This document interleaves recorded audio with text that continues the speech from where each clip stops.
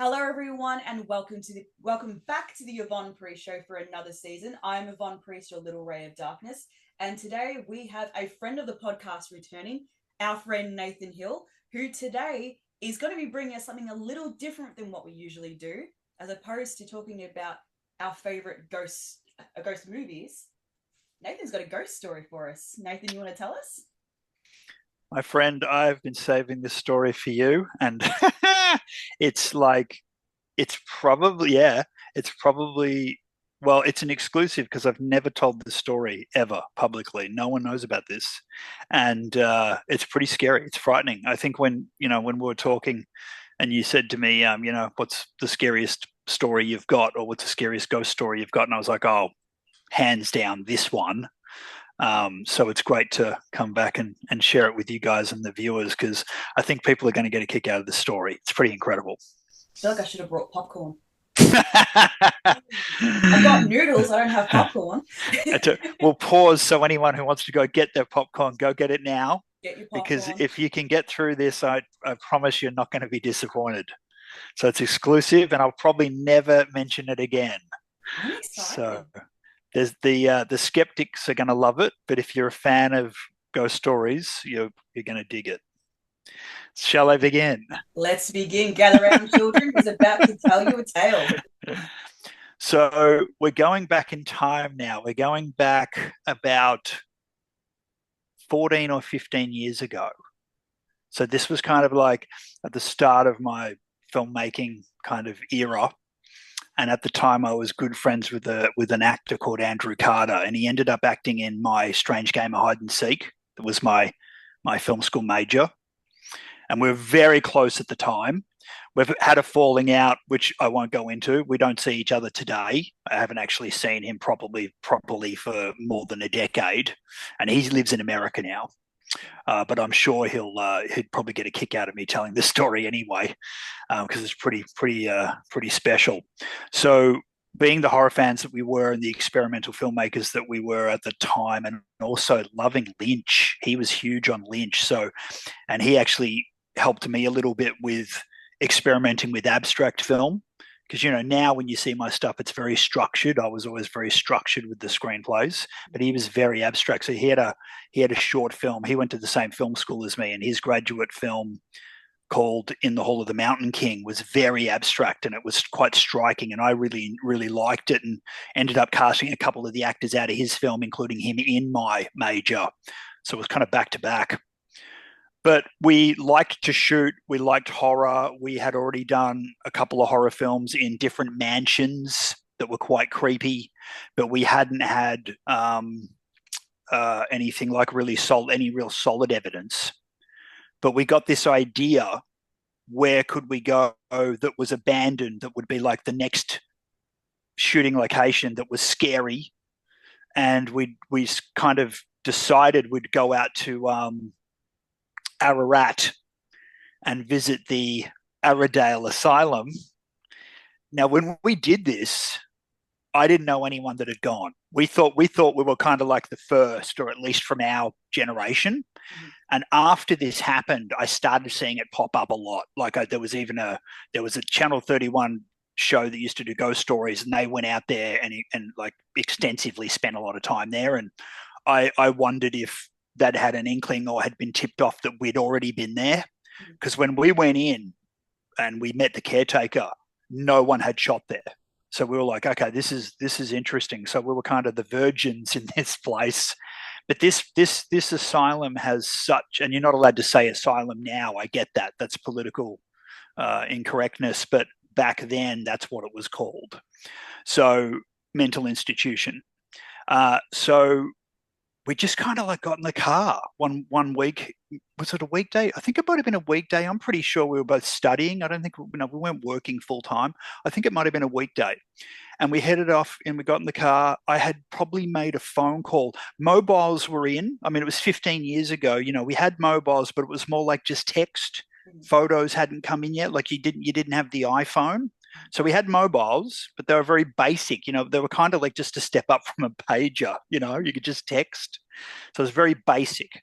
So I think I'd made one call. I'd made one phone call, and I'm pretty sure back then I would kind of use the Jedi mind trick. Like I'd get the guy, and whether he's going to say yes or no, I'd say, "Oh, hey, it's Nate. Yeah, we're coming out, to shoot. What day's good for you?" And you go, "Oh, what?" Actually, I don't know if he knew what I was saying was bullshit or not, but I got in touch with this guy, and he kind of said, "Oh yeah, come out on this day, and I'll give you a quick tour or whatever." And we thought, "Oh great, we're going to get this private tour." I probably pitched him, so I'm a filmmaker and I want to come out and location scout because I've got this idea. So we got in the car. It's quite a long drive. I mean, I can't think off the top of my head now, but it's probably 4 hours, maybe more. You just have to Google it, but it's hours and hours. So Andrew and I are in the car. We get out there. We've got a bag of props, a couple of costumes. I've got my old father's priest outfit with me. So we had this sort of like, bag of tricks, which was all horror related. We got the priest outfit. We got, fake arm and sawn off hand and axe and blood and all that stuff. This is basically home movie sort of stuff. Drove out there and thought, we'll experiment. It'll be maybe we'll get there. Nothing will happen. Maybe we'll do a tour and then the guy will say, "See you later." We didn't really know what we're doing. So we get out there. We meet the guy and he says, "I'll show you guys around." And we had kind of like, I think we were ahead of the 8 ball. So I probably had like sleeping bags, pillows, a couple of basic amenities. But again, didn't know how long we were going to stay out there. But when we got there, we got very lucky. And he said, "Look, I've done my job." This was like a Monday or a Tuesday. He said, "I've done the grounds." He said, "I live next door. This whole place is abandoned. You guys can do whatever you want to do." And so we're like, holy shit, he's going to give us free run. So he gave us keys, and I was just like, "This is mind blowing! Like you couldn't do it today. There's no way you couldn't do it today." So we got the key, we got like the master keys, and we'd had a bit of a tour of this place, and it's absolutely gigantic. And the stories he even started to tell us were frightening. So, for example, outside in the courtyard, there was a 3-story building, and I noticed from outside on the 3rd floor there were double doors that open out onto the courtyard with no balcony. And I'm like, "What's that?" And he goes, "Oh, well, back in the early 1900s, if the place was overflowing or full with the mentally ill or the insane, they would open the doors at lunchtime and let them fall out if they were overpopulated." What? And I'm like, "You're kidding me." So we're standing there and on this concrete floor where literally bodies had, fallen to their death. And that's how they would cull. So they would just let them kind of wander out there during the day, because these places would often get quite packed and they can't kill them, but their lifestyles are absolutely miserable. They're clinically insane. And so they just kind of let them fall to their death. That was what he told me. So you start going down that rabbit's hole when you start hearing these stories, and then, layer upon layer, and you realize, oh my God, I'm in this place of death, and I'm in this place where there probably was torture, and there's definitely going to be, supernatural activity. We started getting a little bit scared. And so the mission was, can we survive a night? So we sort of said to him, and I wish I could remember his name, but probably it's good that I don't know his name because I don't want to get anyone in trouble. And I said, we're going to check it out. We're going to take some stills. We're going to take some video. We'll do a full location scout and some test shots and figure out if we want to actually shoot here. So we're starting to get this concept and develop it. And it was basically going to be Sam, the janitor, who's lost in this asylum. He's doing his day job. Spoilers don't matter because probably no one's going to see this, but he doesn't realize he's already dead. And so the only person he can communicate when he's in the asylum is the priest that's on site periodically cleansing the environment. So that's like the local priest, which is my character, which is Father Morgan.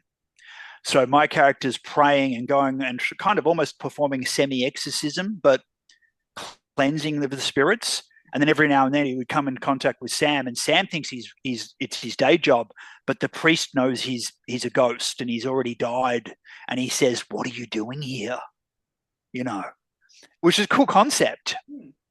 So, and then it kind of became, because I'd talked to a psychic who said that a lot of what they call in the spirit realm is called platform.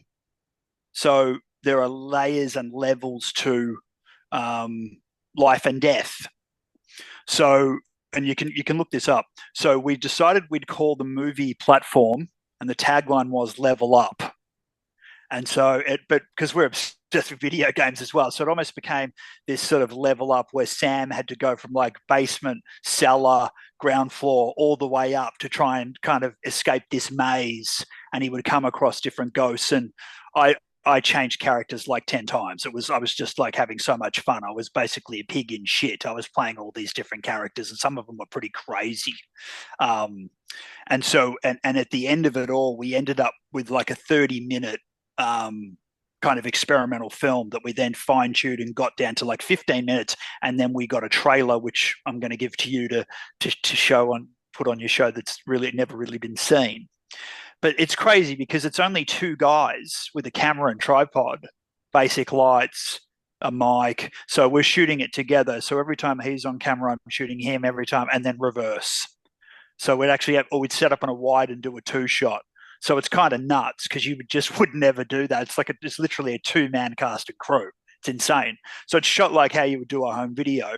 But we weren't worried about it because it was experimental, and we were thinking about setting it up for coming back and with a budget, you know, and doing it properly. So this was a test shoot. But we had fun anyway, and we tried to make it fun, you know. Anyway, cutting to the chase. So he gave us the keys. We're in absolute disbelief we can even stay there. He doesn't seem to care. We're like, do we do this? Because like we didn't really have toiletries. So it was like, we're going to rough it. You know, there's no shower. So you go into the main hall where there are some beds, and we had our sleeping bags and pillow, and we had a microwave. So running water off the top of my head, I don't even know if there was. I think there might have been like one toilet outside somewhere on the premises. There might have been like a tap outside to get water, but like really rough. You know, the place is abandoned. So we can sleep, we can go to the toilet, we can get water from outside, but we're probably not going to shower, you know. So all in all, we ended up staying there for 3 days and 2 nights. And we had free run. And I'll get into the story, but we never were supervised. No one ever saw us. We got lost in there, and we could have stayed in there. Like, it got really hairy. And I'm gonna reverse, but when we got out, we're absolutely ruined, absolutely depleted, and got in the car and left and never went back. And I'll tell you why. So so like the footage we've got, it's quite creepy because of what's going on, and because the longer we're there, the more we're in character. And because, like I said, mobile phones weren't even really a thing. The irony was, I think on the second night, Andrew had done a small dialogue part in Neighbours, and it was playing that night. So he kept getting texts from people saying, "Hey, I've seen you on TV," but we were like, "Dude, we're in a fucking abandoned, haunted asylum." I ain't even got time to reply to that. You know, like, it was kind of nuts. It's just crazy. So it would have been like literally like microwave pie for lunch, you know, and then like a McCain microwave dinner for, you know, for dinner, and just keep shooting. But we're going nuts. We're totally engrossed in this process, which I kind of love anyway. That's why you do it. So first night, nothing happened to me. And then I woke up and he says, "Why'd you keep pulling the doona off me? Are you trying to be a smart ass?" And I'm like, "What are you talking about?" And he goes, "Someone kept pulling my doona off me last night." And I went, "Oh, yeah, whatever. Maybe it's the wind, or it just, you know, it fell off the sleeping bag, whatever." But then on the second night, he was absolutely convinced that I was playing tricks on him because someone would rip his sleeping bag off him in the night. And of course, there's nobody there. And then on the second night, I was facing one way and someone pulled my sleeping bag off me this way, and I immediately thought, he's getting me back. And I turned, and of course he's on the other side of the hall, completely fast asleep. And now my blanket's on the ground beside me, and I was like, holy shit.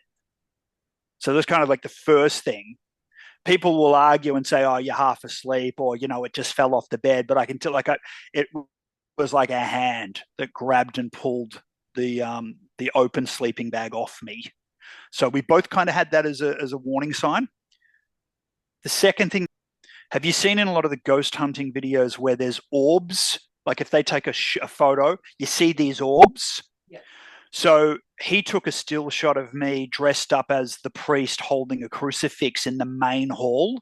And we were like, yeah, whatever, move on. When I got home and I looked at that photo, I was just like, there's like 100 orbs. And on the day, and what's interesting is when you go between the photos, so you look at some of the stills, they're standard, but when you get to this one shot, you go, no way. And there's not even lights. There isn't even a light in there to bounce an orb. And it's dusk, so it's quite dark anyway. So there's that still, which I can show you. That was the other thing. But shall we get to the meat and potatoes now? Of course, that's what we're here for. So as we kind of went up the levels and played out these characters. Actually, no, I'll rewind. There's one more thing I'll say before I get to the meat and potatoes. The first thing that horrified us was when we went into the morgue, because there's a morgue there. And the guy had said to us, oh, did you see what happened in the news recently? This was the caretaker. And we were like, no.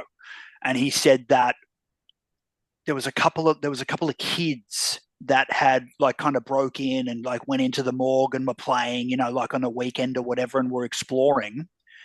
And some bastard, like homeless guy, shut the door on the kids, locked these two kids into the morgue, and they nearly lost their minds. Apparently, one of them somehow managed to get themselves locked in the embalming table. The beds. Yeah. One of them, because they're steel and they're not quite safe. And one of the kids had actually like managed to kind of get in there, and the thing was jammed, and they were just absolutely petrified, screaming, terrified. I heard rumor like locked in there for 48 hours or something. There's kids like 8 and 10 years old, and it was someone trying to be funny and locking the door behind them. So that was kind of like the first story we got. That's what kicked us off. So we're just like, this place is just awful. Do you know what I mean? Mm-hmm. It's just horrid. So all these, and that's just ripping the envelope. There's so many stories about this place. It's got a huge history. Anyway, so the scariest part, we go upstairs. I think we're on like level 3, and this is on the 3rd day, and the sun's setting, and barely any mobile range when you go up into this area. And I think Andrew might have had his phone on him. I don't think I even had my phone on me. And we got to one of the cells where they would keep, these people. And the cells are quite small. It's almost like a jail. So when you go in, it's just literally concrete walls, a tiny little window that you can't reach, and it's also got steel over it, so you couldn't even get to it. Just like a classic prison cell. And at this point in the movie or in the story that we're creating, Sam kind of goes into this cell and reflects, and whilst we're in there, and it's dead still, there's no wind, it's dead still, there is no one there, this place is abandoned, we're in concrete walls now, like on a 3rd level of this asylum, and I see a shadow, I see something move, and the first thing I'm like is, shit, there's someone else here, we're gonna have to stop, we're gonna have to go outside. Maybe it's a squatter. Mm-hmm. That was the other interesting thing too, because the place is so big, we didn't see one squatter. There wasn't one person there. And maybe it's because it was so many years ago, and it was Ararat, and it was winter. I don't know. There was a few things, that a few elements combined to make that a reality. But anyway, so I see a shadow, And then boom, someone closes the door. And we fucking freaked because you can't open that door once you're in. It's a cell. So now we've stopped what we're doing. I think I had the camera in my hand. He was like acting, he was against the far wall. We've gone, what the fuck? So my first instinct is, okay, try and open the door. I can't, it's locked. I turn to him, I say, dude, and I'm like, who's out there, right? He's freaking. And then we went, oh my God. So we've got no mobile range. We're now locked in an abandoned asylum cell. We're fucked because no one knows we're there. And the first thing I'm thinking is, it sounds funny, but like, what if I need to go to the toilet? Like, and how long are we going to be in this cell? There's two guys in a very small space. Am I going to like piss and shit in here? How am I going to eat? Am I going to be here all night? I think we probably did yell or scream to no avail because the property is absolutely gigantic. No one can hear you. So you're just like, well, I'm going to save my larynx. That's not going to work. Phone doesn't work. Zero. It's SOS. I'm like, and I looked at him and I'm like, we're fucked until this guy does a full inspection and we don't even know when he's coming. Mm-hmm. So the whole point is, though, was who closed the friggin' door? So now I'm like, this is a ghost. I'm absolutely convinced because there's no one there.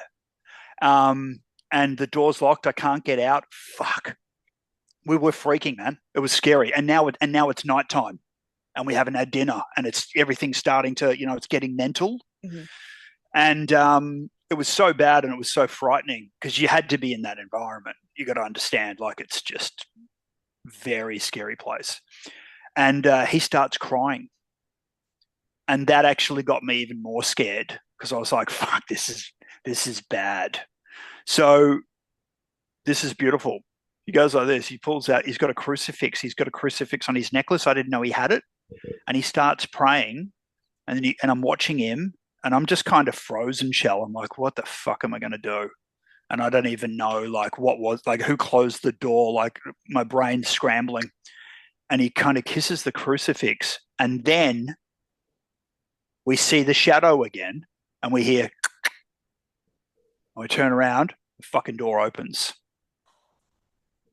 And the first thing I did was ran outside to see if there's someone there. It's in the middle of a long hallway, mm-hmm. right? Nobody there.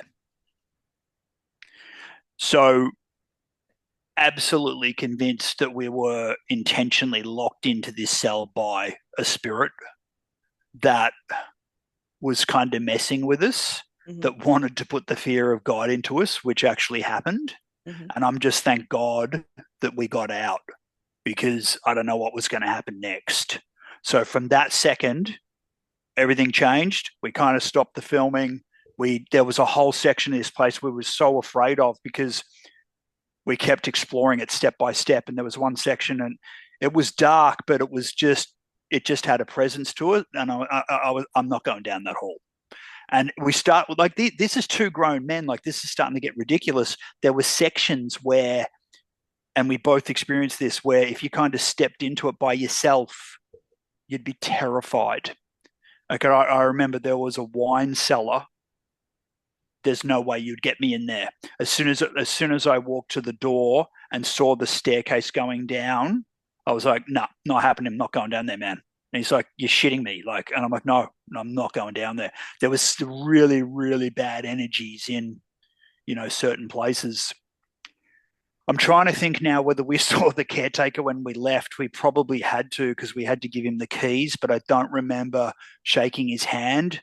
I don't even know if he was available. I might have actually left the keys like in his letterbox or something. There wasn't like a clean exit or like a transition.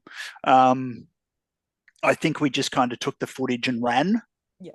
But, seeing the orbs, having the dunas ripped off us in the middle of the night, sections of the place that just were so frightening you wouldn't even step into, but being locked into that cell by an unknown force of nature, in the still of night was absolutely terrifying. Do you think something was trying to let you feel what they felt every time that door was shut on them? That's how we felt. And I think that's why he started crying, because he was kind of tapping into the energy as an actor does. And it's fascinating when I watch this short film, which is really only an assembled concept short. That's why I haven't gone public with it, because it's only a two-man crew and it's a bit amateur. But when I watch it myself, it's got a lot of fabric to it. That's why I'll share the trailer with you and everybody out there, so you can kind of see what it is that what the fuck we did. So it's called Platform. It's even on my IMDb, because we were going to kind of send it out on Film Freeway and stuff, but we just never really got to it. There's quite a few posters though that have been designed for this, which I'll send to you as well. There's a lot of posters for it. There's the trailer. I've got the rough cut. So yeah, man, that's my Platform story. Wow. Do you think there's also something in the footage you kind of were worried about seeing as well, if you kind of just never really completed it, just in case there's like little things that We were trying to make it, do you know Trilogy of Terror, with Karen Black? yeah. We were kind of going down that path because we'd shot a movie called The Beast House, which was a horror film, black and white, in a mansion. Mm-hmm. And then we'd shot The Tub, which was the Richard Lehman, where I play Joel Hayden, about the haunted bathtub and all that stuff. And then this was Platform, that was going to be the trilogy. But Platform was so terrifying that we just kind of abandoned the whole thing. And then I started getting into feature film, so I left the shorts. But to think you could actually have this is the film we were too frightened to finish. That's a good tagline. But you could do it though. Put the trailer here. Nathan Hill's newest film. I had fun playing all the different characters and stuff, but it'd be interesting to just direct it and have a proper cast and flesh it out and have a bit of a budget. But there's been a lot of guys go to this place since. It's probably been overused now. I think some of it even illegally. And now I'm certain that the regulations and laws are different. Like there's no way you could do what we did. Yeah, because they do regular ghost tours there now, don't they? Yeah. I think they held a film festival That's right. that Chris Sun ended up coming down to see. That's what I mean. Like, Yeah. I mean, I don't want to sound like a dinosaur or a know-all, but there's so many landmark places here, Melbourne, where I know I've shot first. Like, you look at Apocalypse Canoe and we're in the Pound Bend Tunnel and people talk about it like it's new. Like Montsalvat. I mean, God, I was doing a still shoot for Montsalvat when I was 5 years old. There's so many landmark places. Cryle Castle. I mean, I met Keith Ryle. I met him, the founder, the guy who created the place. I got a photo with him. And that's how I felt about Ararat, Arradale. I was like, we're one of the first in here with the video camera, 100%. So, yeah, man, I like to take the badge of honor for that. Because, yeah, people do talk about Larundel still as well. Yeah, I know it. So many of those buildings are still around because they're heritage listed. Well, the other thing I wanted to mention to you was next to Arradale is J Ward. And J Ward is as terrifying.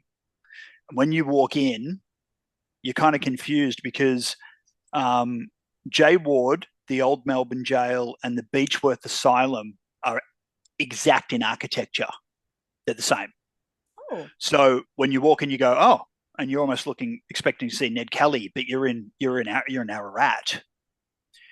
I found out later when I did my family tree that one of my ancestors was the chief warden at the Beechworth Asylum.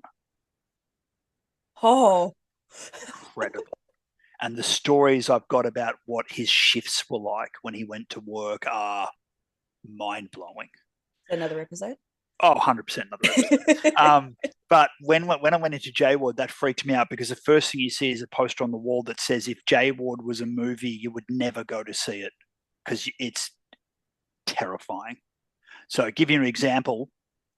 I went outside and I saw on a bluestone wall what looked like a scrape, and it was quite deep. And I was like, how could you do that to Bluestone? What's going on here? Hmm. And the guy said to me, "Oh yeah, that was like a an inmate. I don't know if you call them an inmate or a patient. I don't know what the term is, who on their lunch break, and they were mentally insane, would sit down and just scratch his hands across the rock like that, across the Bluestone, every lunch, just like this, right? And then after 60 years of him doing that, it's created his handprint in the stone. Jesus. It's sad, man. That was his Yes. existence, Yeah. trying to get out, even though he was locked in his own head, obviously. Wow. Terrifying stuff. I've never heard of Jay Ward. Now I'm gonna have to look this Mm. up. I'm gonna You start should a whole go. session. It's actually a legit tourist attraction. And when we shot Cult Girls, Mark needed a prison scene, and I said, hey, you know what? You should, because he wanted the old Melbourne jail. He couldn't get it. I said, you should go to Jay Ward.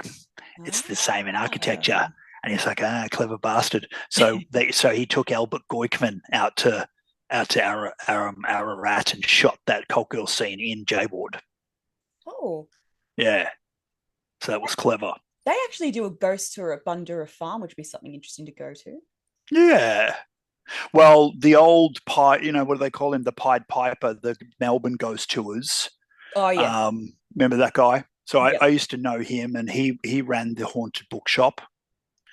And I remember doing his tour, and he was talking about John Batman, how people would sometimes still see his ghost in the city, and they see him in a wheelchair because he had syphilis, Ah, and he was in a wheelchair before he died, and people have still claimed to see him in the city at certain times of the night, screaming, going around the city in a wheelchair, his ghost. wow. Like there's so, Because Melbourne was called Batman at one originally it was point. going to be Batman, and then they changed it to Melbourne. We could have had Batman. We could have been Can you living believe that? Batman.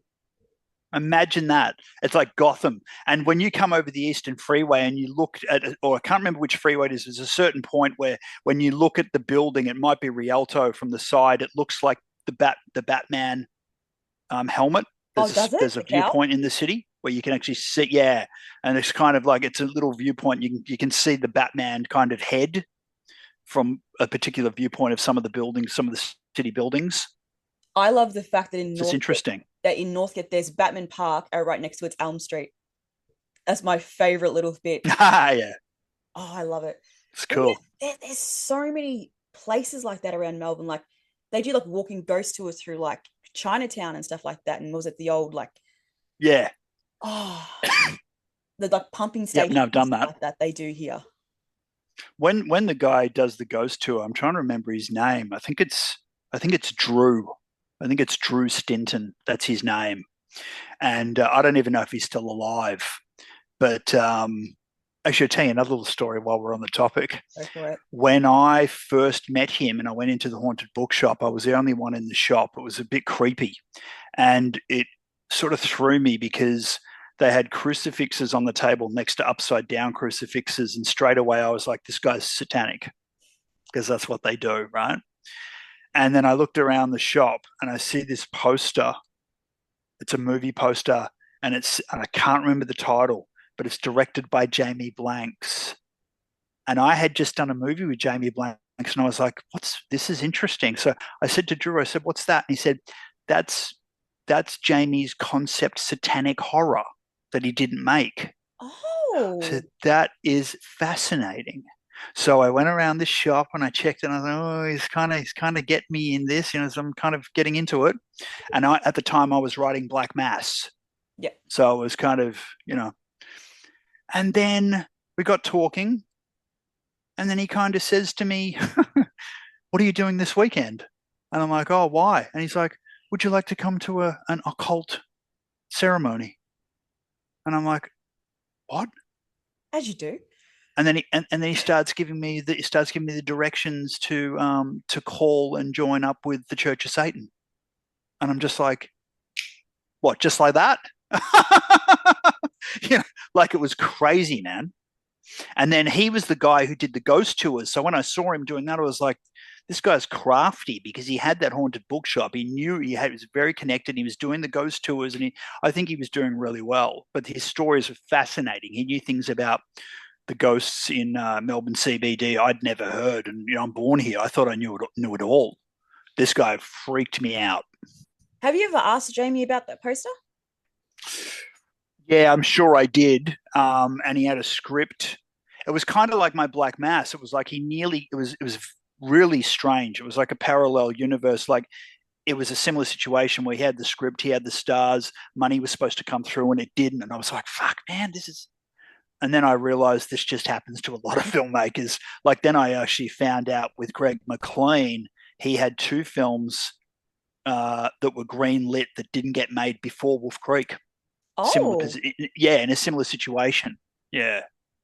now you're saying Jamie did you say Jamie had been to that bookshop as well? Oh Because yeah. what He happens? knew Drew. Well, that was him doing that didn't go through. You doing Black Massa didn't go through. Yeah. What if something from that bookshop latched onto you? You know what I mean? Like, what the hell? Well, I can tell right now if it did, it's not there anymore because I've done my cleansing. Good. But back then, yeah, definitely was was a pretty dark time. But it's like everything, isn't it? The more you concentrate and focus on that particular energy, the more you're gonna draw it to yourself. Very true. It's laws of attraction. It's laws of attraction. So, but I don't know whether my ghost story is going to freak anyone else out. I don't know if it's that scary, but for us, definitely being in it was terrifying. So I think you've got to imagine yourself being in an abandoned asylum that has a history of death, and you're stuck in a cell in the middle of the night where no one can hear you scream and you don't really know if you're going to get out. And then you're like, fuck, why did I come here? Why did I do this to myself? This sucks, you know.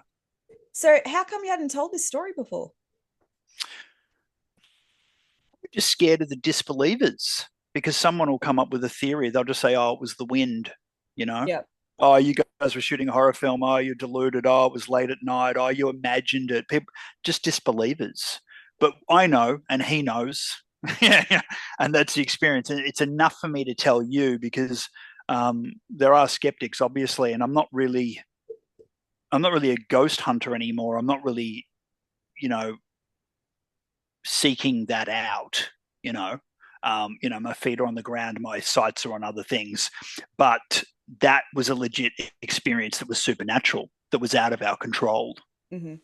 And so sometimes when you have these, I guess they're life moments, something happens where you go, I can't explain that. Yeah. Wow, because we want to know everything and we want to pigeonhole everybody and we want to bloody, Yeah. society wants to put us in a box. But sometimes these little things happen and you got to remember it because there's that other, realm.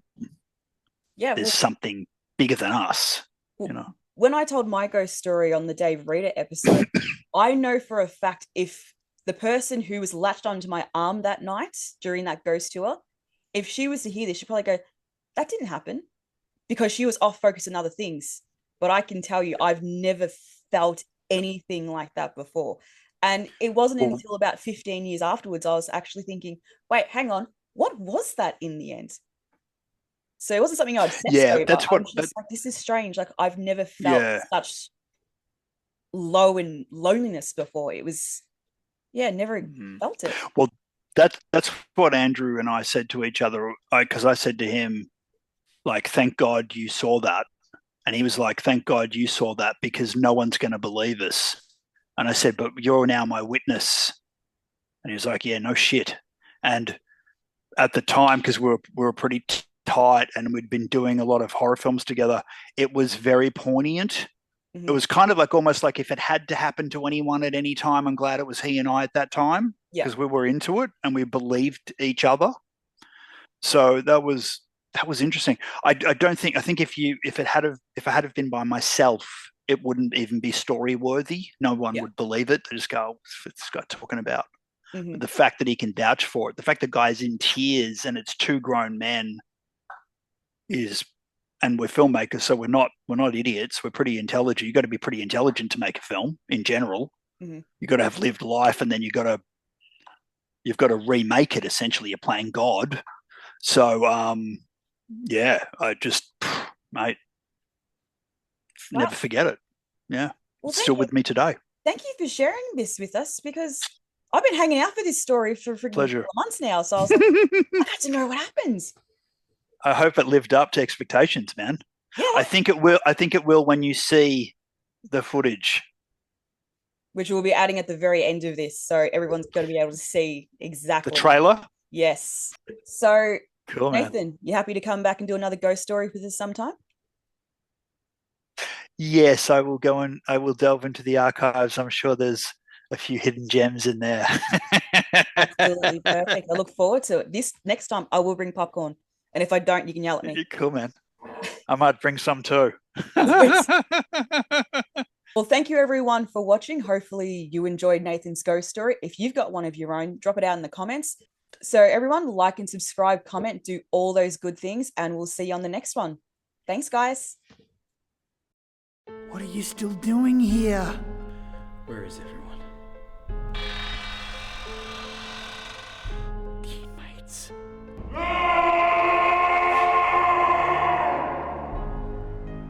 Audrey.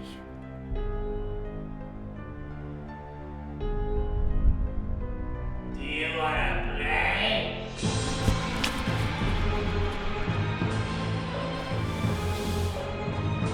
Happening.